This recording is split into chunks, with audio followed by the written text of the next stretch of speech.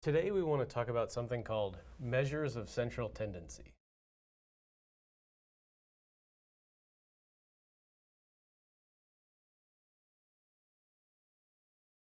Now, measures of central tendency is just a fancy way of asking the question of what is a typical value in our data set?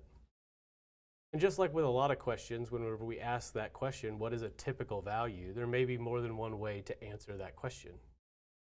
Perhaps it's the data point that shows up the most often. Maybe it's the data point that shows up in the middle. Maybe it's the data point, the group of data points that has the most data points in it. And so if we're going to talk about what is a typical value, we need to make sure that we're all on the same page about how we answer that question. So there's several different common ways of answering the question about what is a typical value in a data set.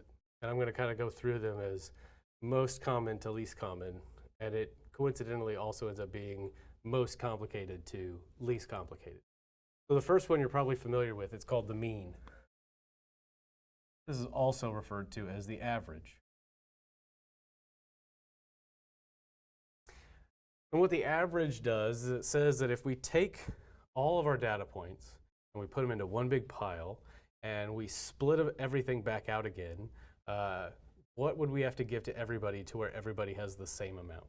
So for example, you've probably taken a class where the teacher or the professor gives you an average test score. You might ask, what does it mean to have an average test score?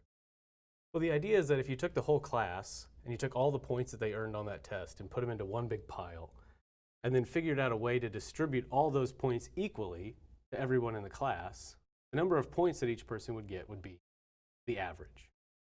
And we can see that if we look at the formula for how to calculate the average. The formula for how to calculate an average is add all the data points up and divide by however many they are, right? So if we have a data set where we collect a data set that's 4, 5, 6, 2, and 1, then we can ask, well, what is the average value for that data set? And we would just figure that out. We refer to data sets, the average of a sample data set as x bar. So we would say x bar is equal to 4 plus 5 plus 6 plus 2 plus 1. And we would divide that by 1, 2, 3, 4, 5 by 5. And if we add that up, we get 9, 15, 18. So 18 divided by 5, which is equal to 3.6. And so our average would be 3.6. This illustrates one of the interesting things about the average is it answers the question of like, what is a typical value? This is one way of answering what is a typical value. But that value doesn't necessarily have to be value in the data set, right? So 3.6 doesn't actually show up in our data set. And that's perfectly fine, that happens. What's also great about the mean is that there is always a mean. There is no data set where you can't calculate a mean. So we always have an answer for what is a typical value. So another way of answering the question of what is a typical value of a data set is called the median.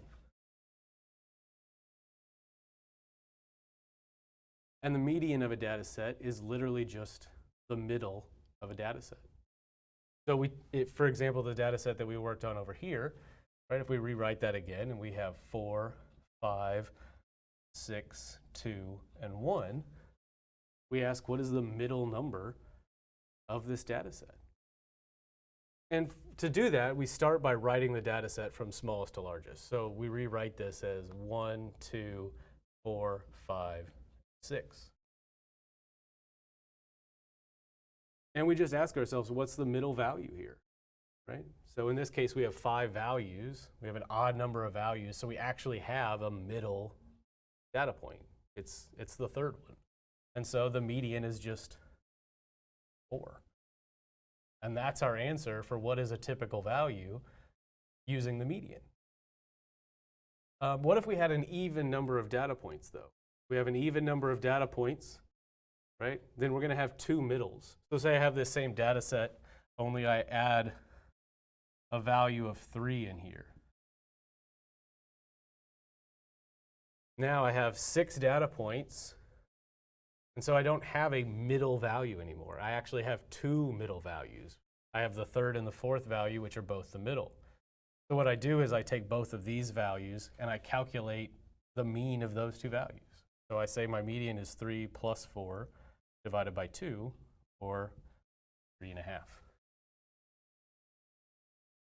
So similar to what we did with the mean, if we have an odd number of data points, the median will always be a member of the data set. But if we have an odd number of data points, there can be a median that is not an original member of the data set. But because we have a way of calculating this both for an even or an odd number of data points, this means that, again, with the median, we'll always get a value for the median. We'll always get an answer for what is a typical value using this idea of typical. And then the last type of answer to what is a typical value is called the mode. And the mode just literally asks what's the value that shows up most often. And so if we had a data set that looked like 3, 4, 1, 3, 5, 7, right? We look at this data set and everything shows up once except for a 3. So that means that the mode is equal to 3. But what happens if we look at this data set again, but maybe we collect one more data point?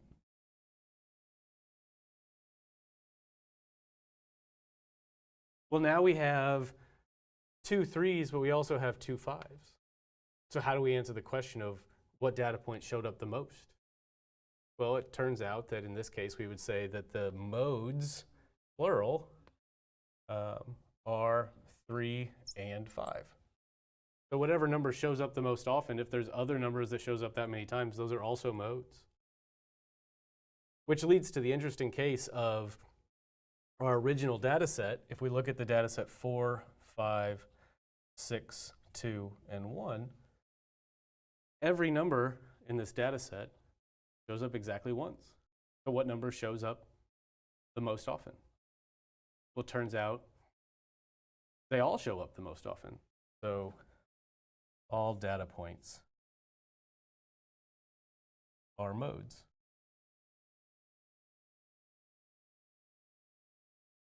And so with the mean and the median, we have a situation where we always get an answer of what is a typical value, and we only get one answer.